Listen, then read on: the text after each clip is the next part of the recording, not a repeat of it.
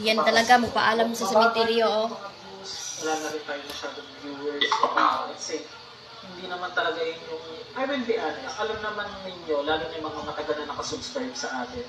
Shoutout. Moings talaga, TV na lang, pero wala ko react sa video. So, subscribe na natin.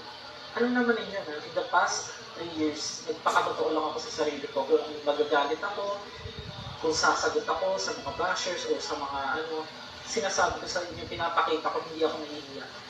Pero ito ba talaga yung landas na para sa akin? di ka sa sementeryo lang yung pinag-live ko, guys. So, Kasi may mga napapansin ako, may mga comments, sabi nila, Master G, hindi ko ba alam bakit parang ayoko nang panoorin yung mga vlog mo sa sementeryo? ayaw pala yung panood sa sementeryo, kaya pala yan, guys. Hindi daw siya nanood. So, okay naman mag-video sa TV, kaso lang wala lang ako reaction video. Pagpunta-punta, pagpasok sa cemetery. Dahil medyo Nakaiyak na. Bilang medyo talagang buhay. Sayang yung vlogging mo. Hanap ka na ibang vlogging. Dahil wala naman ako madalas talagang kasama.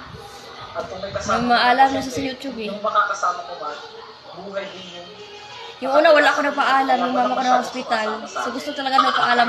Yung mama ko talaga guys, na hospital siya talaga. Hindi ko nagpaalam sa'yo.